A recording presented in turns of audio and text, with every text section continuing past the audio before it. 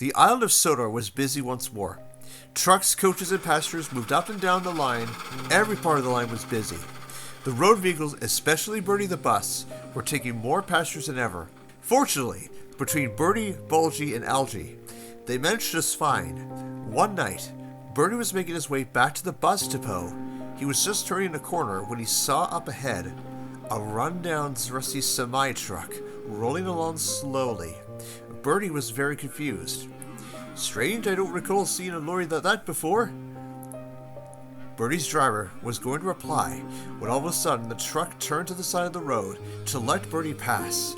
Bertie honked back as a thank you to the truck. He seems polite. Whoever is driving the thing must be very... Wait a minute!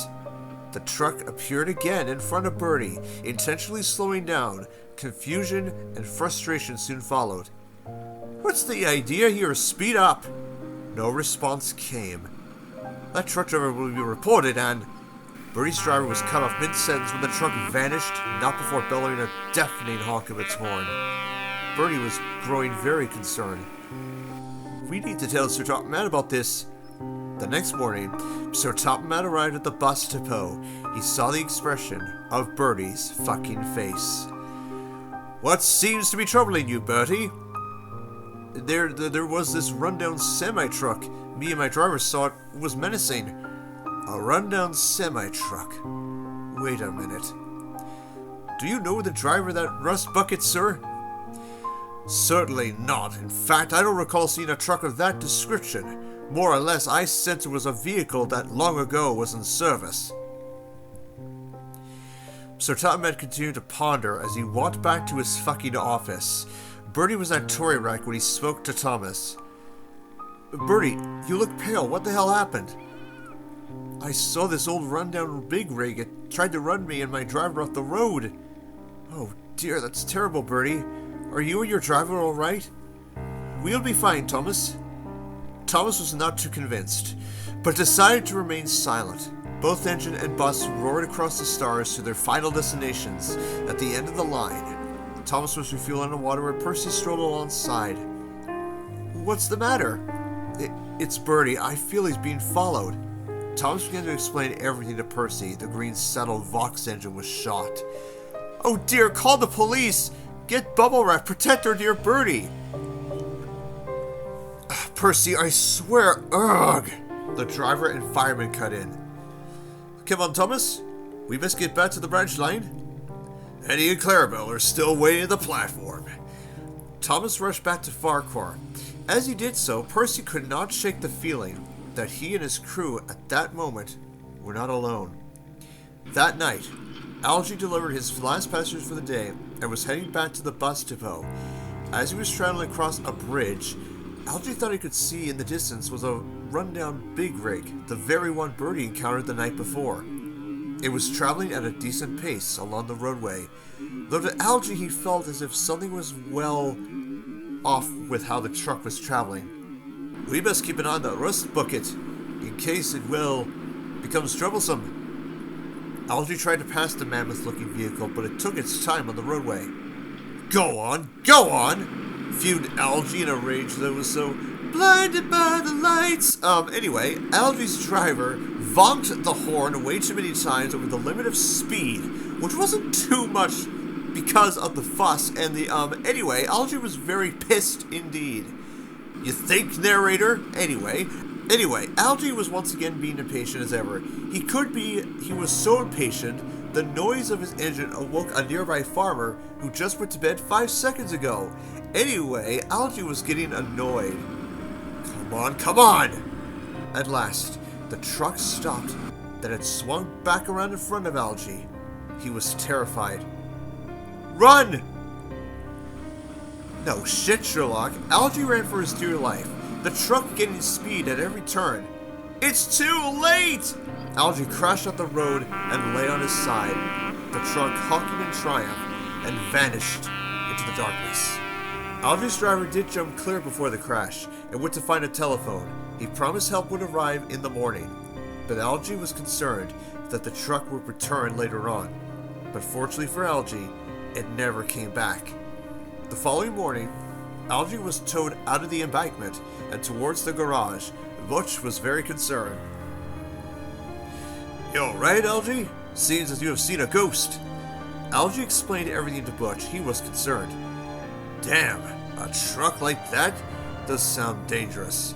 But holy shit, I am glad you're alright, Algy. Let's get you back on the roads in no time. Algy was dropped off at the garage.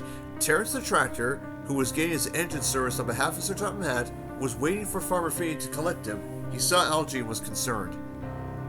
Say, Algy, it's not like you being down in the dumps. What's the matter? Algy recounted back to last night's encounter with the truck. And I almost was a victim of his deception and violent acts. I swear, it's almost like that thing was possessed by the devil himself.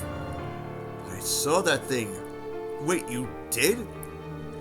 Last year around Halloween, when I was delivering trick-or-treats to the trick-or-treaters, I was making my way back to my shed. Then I saw it. A worn-down, rusty-looking semi-truck. Its lights blazing in my face. I shut my eyes anticipating the crash to happen, then it vanished into the night. I was shaking. Farmer Finney sensed that this would be the last time we see that behemoth. I saw it, so did Bertie. I worry for our other road friends. I do as well, but we have to be on our guard in case that monster comes back. I certainly do not want the worst to happen to all of us. Terrence rode back to his field. As Algy's repairs were being made, the blue bus thought of what Sir Topham would say. He did found out, and was very cross. Whoever is responsible for causing Algy to be in an accident, I swear the book will be thrown at him, and... Excuse me, sir, but you're wanted on the telephone. Of course. Sir Topham answered the telephone. Hello? Yes? Speaking? Wait, what the hell? Right. I understand. Okay, thank you. Goodbye. Sir Topham rushed back to Nafford Station. There he saw the commotion. A line of scared and frightened passengers were asking questions left, right, and center. Is your railway a demolition derby, sir? What happened here? Is the law the law of the law? Where's the lamb sauce? Will you further comment on the matter? The questions were endless. Sir Topham was trying to silence the crowd. Whatever this is, I am sure we'll get to the bottom of. Then it happened. Thank you, Henry. That was much needed. No worries, sir. Needed to look out for the controller of the line. This is my railway after all, Henry. Sir Topham chuckled. Then he addressed the passengers. The last 2 nights have been eventful, but it seems as if I am understanding more and more about this, situation. A rogue semi-truck and its driver somehow have gone onto the island to cause confusion and delay. An attempted murder, sir? Sir Topham considered. Yes, that as well. But rest assured to everyone, I will promise to all that no matter how long it takes, we will stop this threat, no matter the cost. Sir Topham left, leaving the passengers with much hope and yet a lot of optimism. That night, Percy was taking the late-night mail train. He had been delayed due to a set of points malfunctioning outside the junction at Marin. He was nearing the level crossing when the very truck sped by, blaring its horn and lights blazing in the distance. Percy was terrified. It's the ghost truck! Percy was about to run all the way home. This isn't this little piggy narrator, I hope you know that. Ah yes, sorry, where was I? Oh yes. A loud thunderous explosion soon, followed by a car crashing in the distance. I'll go phone for help. The fireman rushed to the scene of disaster. When he got there, he saw Caroline on her side. He phoned the fire brigade. In no time, Fireman Sam with his engine bright and clean arrived to put the fire out. The fireman did wonders as the blaze was put out, and soon, some were kind enough to lower Caroline back on her wheels. Butch was called the next day to tow Caroline to the garage. He was worried. There's a rust bucket. Semi needs to stop terrorizing the roads before someone gets killed. Butch was getting more anxious, not just for himself, but for his friends. He decided it would be best to talk to Bertie, but Bertie was tied up with more and more passengers. The passengers per hour, per minute, per second, anyway, Bertie was extremely busy with all the passengers. The passengers were everywhere. They trusted their loyal buses more than a rust bucket of a semi-truck. A semi-truck that was roaring across the stars and into the sun and beyond to terrorize Sodor, or is it Sonar?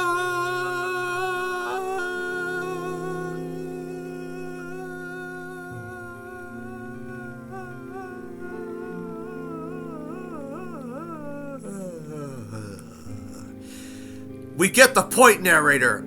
So sorry me, or I, your me, myself, and I. Anywho, Bertie was taking passengers up and down the fucking line. Suddenly, that afternoon, it happened. His pressure gauge rised. His tank showed low fuel. Bother. We won't make to the next bus stop in time. There's a small refinery up ahead. Maybe they have some fuel to spare. Bertie sputtered, and finally he made it to the refinery. Bertie was being refueled by one of the fuel tankers in the siding. As Bertie's driver told the passengers the situation, Bertie thought he could spy a rusty old roadside tanker that read, "Flammable." Bertie was pale as a ghost. Soon Bertie was fueled, and he made his way to Elsbridge, where Thomas and I were waiting. "Hello, Bertie. Bertie, you okay?" "Wait a minute," said I. Of course. Yeah, you always, of course." "Well, of course, I said of course. Anyway, first of all, shut up, narrator. Second, I saw something in the refinery." "What sort of something?" Bertie explained what he saw. I saw a tanker trailer by the refinery shed. It had the lettering flammable over it." "Oh, shit. That's a clue to that ghost truck wherever it is." "Thomas, you could be right. Did you see anything else on the trailer, Bertie?" "Sadly, no. I wish, but it was all rusted, just the lettering, and license plates were all that were on the trailer." I made a decision. "I'll get Joey on the horn. Maybe he will help us solve this truck issue." I radioed Joey and told him everything. He and Lenny arrived at Elsbridge, and Bertie told him everything. Both police detectives were very confused and bewildered by the description. "One thing is for certain. We will go through the databanks to see of this truck popping out of nowhere. A rogue lorry is no place for Sodor. We'll stop it. We'll remain in touch. Meantime, remain on your guard. Do not approach the vehicle, but be very cautious. Please, for the love of Sodor." Both police detectives puffed away.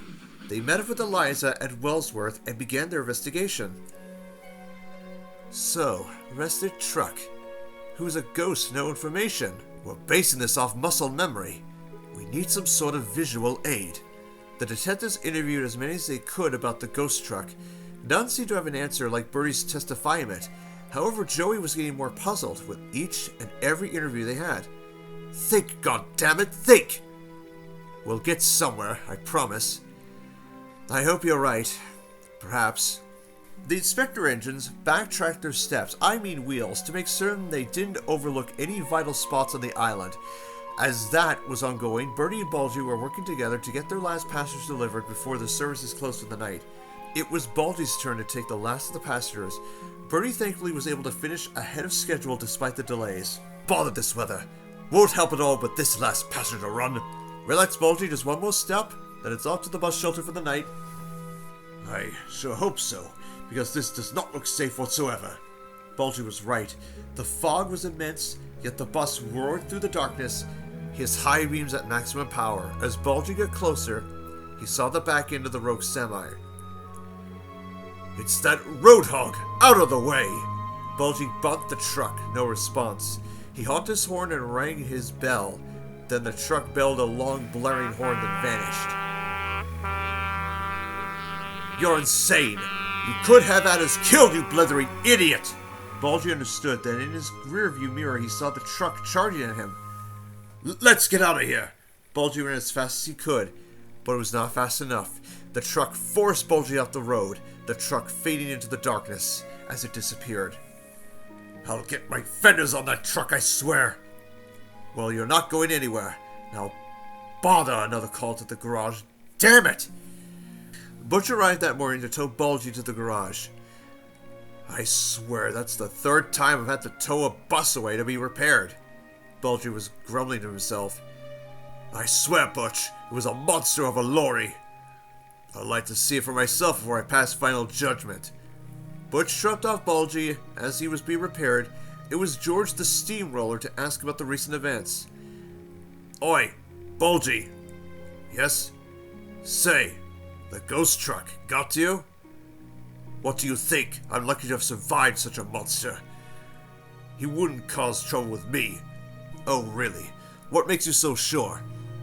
"You see, my double-decker friend, trucks like these are powerful, but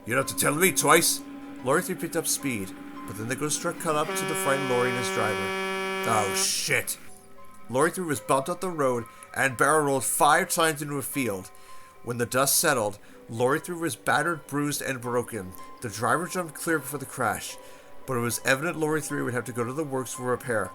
By morning, the collateral damage was evident. Hugh, who made it back to the yards before anyone else, was devastated that his 3 lorry friends were in a heap. Butch towed Lorry 1 and 2 to the garage to be repaired, as Hugh took Lorry 3 to the works to be mended. I promise, the whole railway will find a way to stop that behemoth of a lorry before long. Lorry 3 was hopeful that would be the case, but in time, a plan would have to be divisive to ensure that the island would be protected, no matter the cost. Topham Hatt's car was nearly repaired as the controller of the line was sorting through the immense paperwork. The telephone rang once again. Oh, bother the telephone. Topham Hatt answered the telephone once again. Hello? Yes, speaking. You must come here at once. Bertie may have a clue to the investigation. I'm on my way. Sit tight. Topham Hatt rushed to the scene. When he arrived, he saw Bertie at the bus stop. Ah, Bertie, there you are. How are you feeling? Keeping on my guard, sir. I wish that ghost would stop haunting the roadways.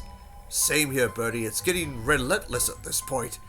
Bertie agreed, and after Bertie told Topham Hatt, Joey, and Lenny everything he knew, and saw from his account, Joey and Lenny with Eliza interviewed more and more of the engines, but there was one engine they hadn't interviewed yet, and he would not be back till the following day. Bertie, meanwhile, was working very hard getting his passengers to and from their destinations. As the word spread more and more across Sodor, Bertie couldn't help but think he would have another run-in with the ghost truck.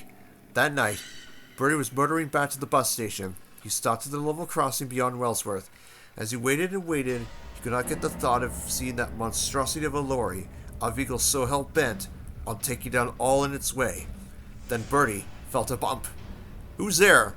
To Bertie and his driver's horror, the truck returned and was pushing Bertie nearer and nearer to the tracks. The gates didn't even close in time.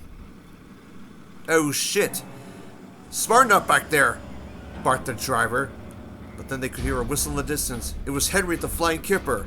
Oh hell nah! Uttered Henry. The driver tried to apply the brakes, but it wasn't quick enough. Bertie braked back against the worn down lorry, but to no avail. The driver held the brakes with all his strength and power. Just as the last of the vans crossed the crossing, Bertie roared into life and veered off onto a hillside, out of the way. The truck passing by calmly, blaring its horn before vanishing into the distance. This is not over. Not by a long shot, fumed the driver. He was in a rage, so was Bertie. They both had a bad feeling that the truck was still out there. Elsewhere, Hugh was returning to the depot for the night. He was about to make the turnoff when he spied the truck rumbling towards him in the distance. Oh shit. We won't back down. Hugh was right. They couldn't back down from a fight, even from a rebel of the road. Be off with you, you piece of fucking scrap iron! The truck charged towards Hugh with a sudden crash. Hugh was in a field, his front badly twisted, his frames battered and bruised. The truck took a look at Hugh's sorry state before vanishing into the night. Hugh was getting angry by this point. However, the night was young yet. As Terrence traveled home, he was looking forward to a rest when the truck appeared in front of him. Terrence eyed the specter with frustration and anger. Listen here, demanded Terrence. I don't know who you are, or what became of you. Come out of the vehicle at once. To Firefly's horror, upon looking into the cab of the truck, there was no driver. Even if there was, it wouldn't be possible for such a powerful vehicle in this rusted ancient machine. Joey, who was passing by, was able to get a glimpse of the ghost truck. You're under arrest! Joey's driver took a photo of the specter as he continued to stare down at Terrence. You don't scare me. I'm not alone, and the truck surged forward, pushing Terrence onto his side. Oi, you! The truck vanished in the darkness, leaving Terrence in a predicament. Joey's driver and fireman got down, and with the help of Farmer Finney, was able to get Terrence back onto his treads. Thank you, Joey. No problem. Anything for a fellow citizen. Do you know this vehicle, Terrence? No, sadly, I don't. But it did jump scare me last year before vanishing into thin air last Halloween.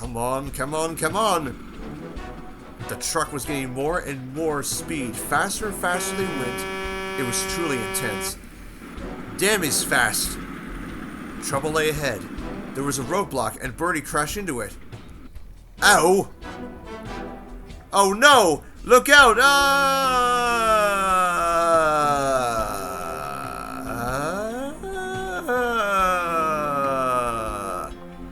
Screaming aside, the chase was breathtaking.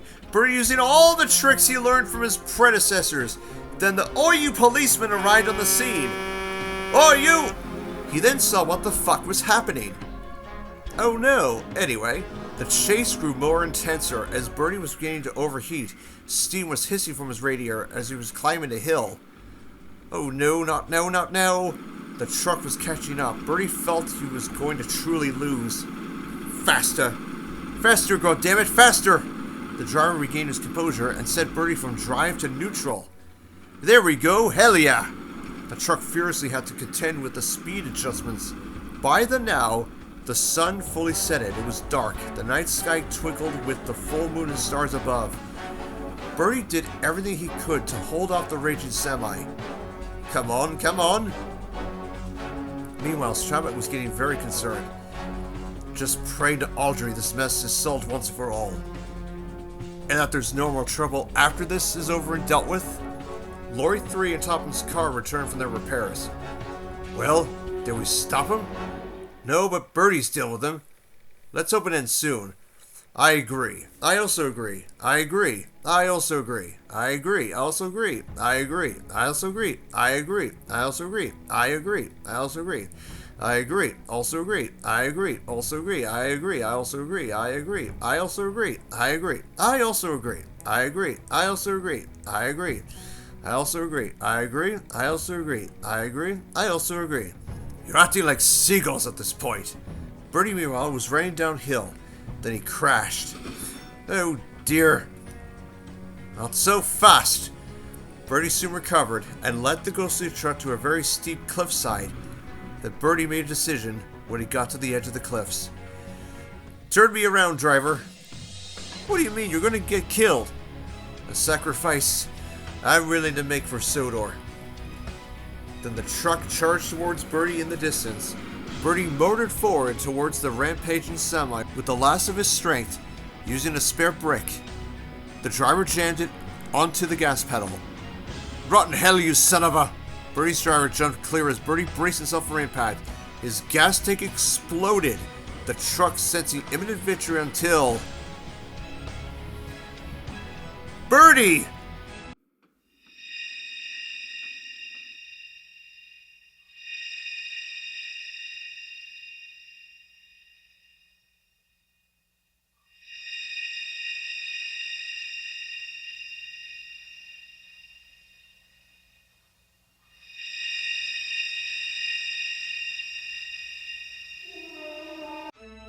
The crash was immense.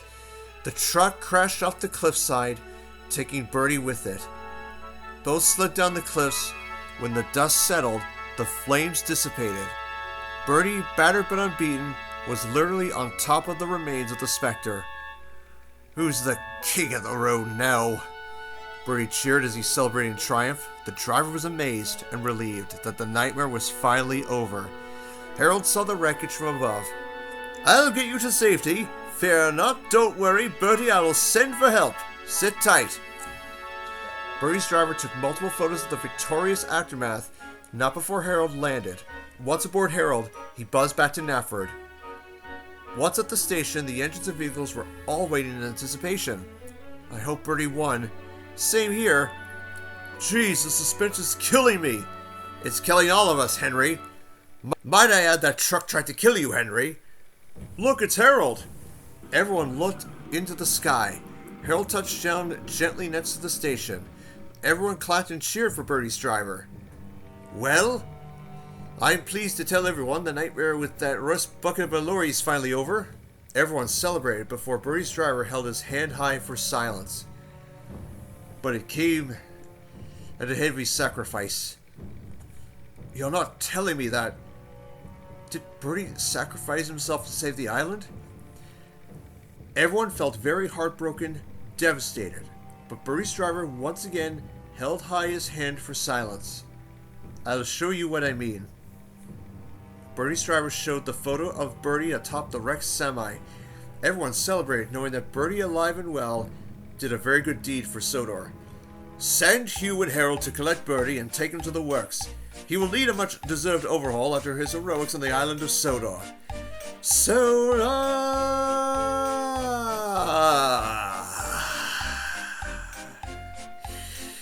Everyone celebrated, knowing the fight was finally fucking over. Bertie was recovered and taken to the works. The remains of the spectral semi vanished into the mist shortly after Bertie's heroism, and not too long after that, Bertie was chatting with the others about his triumphant win. I don't mean to gloat, but me and my driver did show that rust bucket a thing or two. But it would not have been possible with all of you. Agreed. Teamwork is what counts at the end. For once, we let the engines have a break from dealing with ghosts. For once, Bulgy, I can agree with you on that. Everyone had to chuckle. Hopefully this means we won't have to deal with well more ghosts on the road. Well, best we keep a good lookout just in case. Indeed, I agree. No seagull behavior, lorries. Everyone once again had to laugh. They were thankful that yes, they had finally dealt with the ghost train from long ago. But Sir Topham Hatt, meanwhile, was busy when the telephone rang. Oh, bother the telephone. Hello? Yes, yes, I am Sir Topham Hatt. Devon Miles, is that you? It was an important phone call. The Foundation of Law and Government had called regarding a matter. However, as Halloween neared, they didn't take into account of who else they had to ghost bust. But that's a story for another day.